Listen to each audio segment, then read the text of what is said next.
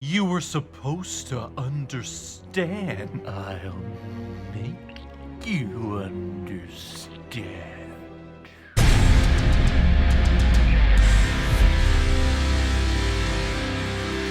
Batman Forever! Released in 1995, and it's directed by Joel Schumacher, who's behind such films like The Lost Boys, St. Elmo's Fire, The Phantom of the Opera, and Phone Booth. And this film stars Val Kilmer, Tommy Lee Jones, Jim Carrey, Nicole Kidman, and Chris O'Donnell. And shout out goes to Michael Gough, the Alfred of these original 4 Batman films. Which I'm going to preface this review by saying that out of the 4 Batman films that we got in the 90s with the Tim Burton films and the Joel Schumacher ones, this is actually my favorite. And I'm pretty sure I've lost everyone, but I'll just keep talking here on out to myself.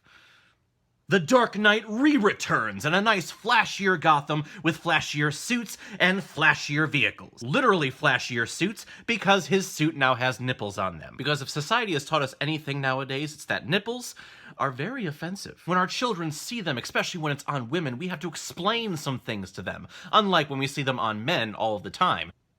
I hope you're picking up the sarcasm there. Nipples are great!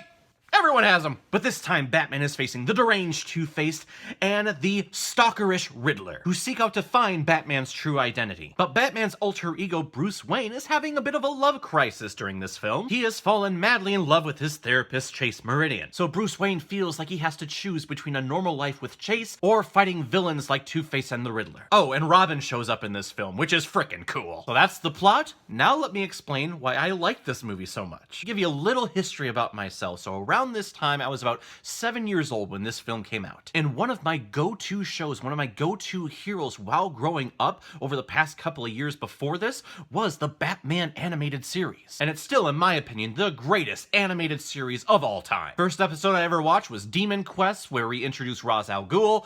I loved it. And because of that, my parents bought me the original Batman 1989 film and also Batman Returns. And then shockingly, one day I found on cable this TV show, I think it was called TV Land, but they were playing old episodes of the 1960s TV show of Batman. The overacting, melodramatic Adam West version of Batman. So I'm growing up with these 2 different versions of The Dark Knight. We have the fun, bright-colored, cheesy version that is the Adam West Batman, and we have the animated series that is literally dark on dark animation. And when we get to those Tim Burton movies, they're enjoyable. I really enjoy those movies, don't get me wrong. But for me, and even as a kid, Michael Keaton did not scream Batman for me. And he didn't even scream Bruce Wayne for me. And I know I'm in the minority with that one because Michael Keaton just in real life is awesome, but he just seemed very dweebish to me. And I always thought that Bruce Wayne should be this kind of hunk whenever he walks around. You see just women fawning over him and people wanting to be him as Bruce Wayne. I never got that with Michael Keaton. Plus, I feel that his performances as Batman and Bruce Wayne was always trumped and overshadowed by Jack Nicholson or Danny DeVito. Plus, Batman Returns, as a kid, scared the crap out of me, and I loved watching it. Had a kick-ass Super Nintendo game, too. But then when they announced that they're going to continue this universe, but put Robin in this film, and Jim Carrey was going to play the Riddler, Tommy Lee Jones, I had no idea who that was, but he was going to be Two-Face, how cool. And Val Kilmer was going to play Batman. He was going to be Bruce Wayne, and looking at him like, oh yeah, that is a real life Bruce Wayne, especially back in the 90s. He's got those Batman lips. There's something about Batman and his lips.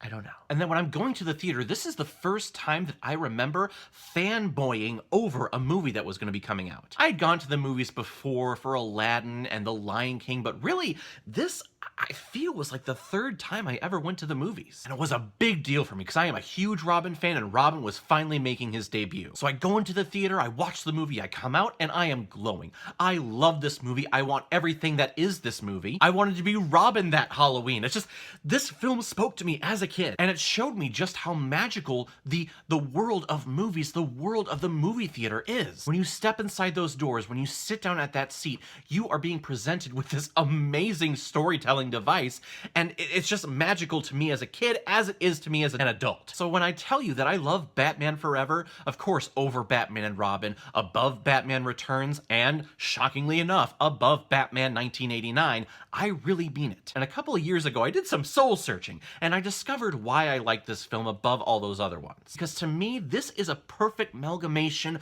of the 90s styles comics where they were trying to make everything gritty and dark and all serious and angsty, mixed in with the bright colors and the campiness that is the 1960s version of Batman. If you look at this film through that lens, as this is a love letter to the Adam West style of Batman, kind of done with a little hint of the Tim Burton-ish style, I think you'll appreciate this movie more, especially when we're on our hero side. Val Kilmer as Batman and as Bruce Wayne, I absolutely love. The trick with playing Batman is seeing that pain and sorrowfulness in the eyes. More so when he's Batman than Bruce Wayne. And I think Val Kilmer pulls it off beautifully. It also helps that the storyline of this film is him dealing with repressed memories. Of when my father died, the red leather book, I realized he would never write in it again. Oh, Bruce, why are you being so dramatic? And then we get the Dick Grayson Robin origin story. An origin that I think the best rendition of is in the Batman animated series. But I think this film does a great job of adapting this. And just like how they did with Batman in the 1989 film, they are giving Robin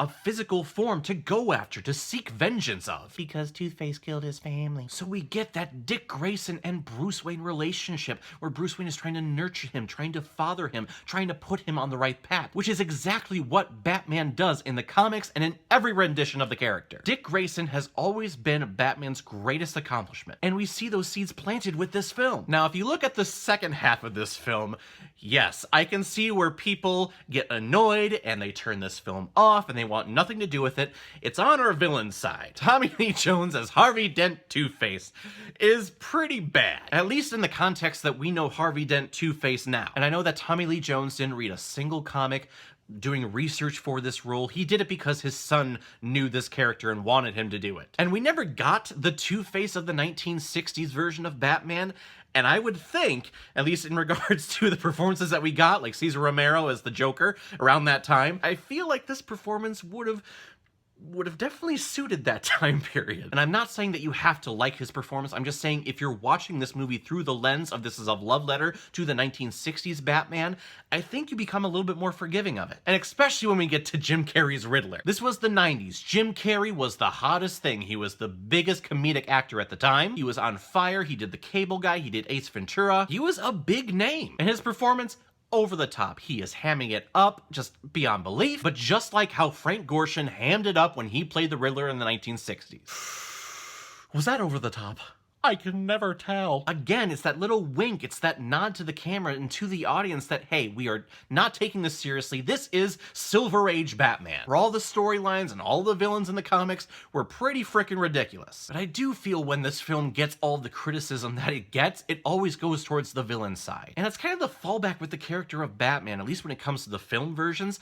Those movies, they're really judged on how good the villain is. A lot of people did not like these versions of these two characters, so because of that, well, this film's shit. Chris O'Donnell as Robin, that was the biggest thing I was hyped for, and I loved it when he appeared. And I like Chris O'Donnell in the role of Dick Grayson Robin. I'm not sure what age he's playing. I noticed that this last time viewing it. I'm like, how old are you? Why can't you take care of yourself? Why does Bruce have to take you in? Because you are definitely older than 18. I'm sorry. But whatever. I'm going with it. He's fun, he's witty, he's charming, he's Dick Grayson for me. And I think it's a shame that we didn't get more Robin out of Chris O'Donnell. I know that they planned a third film in the Joel Schumacher version of this. I believe it was called Batman Triumphant. It was going to have Scarecrow, played by Nicolas Cage, and then Madonna playing Harley Quinn, who was going to be the daughter of Jack Nicholson's Joker. I remember reading reports about this. I'm pretty sure there were a few drafts of the script, and then the studio was like, you know what, Batman and Robin didn't do so well. But we get a lot of really cool designs with the Batcave, with the Batmobile. I love this version of the Batmobile, almost like an exoskeleton of a bat. You know, when a bat extends his wings out, you can kind of see through it. It's a lovely little concept design, and I love that. Plus, we see a little bit more of the wealth that Bruce Wayne is throwing towards the Batman persona. A lot more suits in the Batcave, and all of them have nipples. I know the criticism. Batman wouldn't have nipples on his suit. Yes, it is ridiculous. I understand that. But it's a design, it's a concept design, and they stick with it. The suit is supposed to emit some kind of Adonis-type physique. And if that's the design, if that's what Bruce Wayne wants because he's so insecure about himself, then yes, I am okay with that. And actually, they really don't exploit it in the first part of the film. They only exploit the suit and just the dumb dressing up scenes at the very end of the film when he's dressing up in his final version. Just turns around and there's a butt shot. For no reason. So guys, in the end, Batman Forever, it is not widely liked. The campiness of it, the design aspects, the villains' performances, heck, even the cinematography, you can tell that they were just treating this like a comic book film. All the shots are askew, they're all on angles, there is no straight, even plane for the camera. But that's what comic book films were back in the 90s and back in the 80s. People approached them as, hey, we're doing a comic book picture. Let's not take this seriously, let's promote our toys and our product. And that, of course, gets amped up all the way to 11 when we get to Batman and Robin. But I still think that there is a really good, meaty performance from Val Kilmer as Batman here, diving into the psyche of Bruce Wayne and what drove him to be Batman, which, to that point in the film, we had not seen before. We had seen the death of the Waynes in Batman 89, but this was the first time that I realized, like, oh, no, he chose to be Batman because he is afraid of bats. Huh, I never knew that. Because I didn't read a lot of comics back then. It was all TV. But I'm a Batman Forever apologist. I love this film.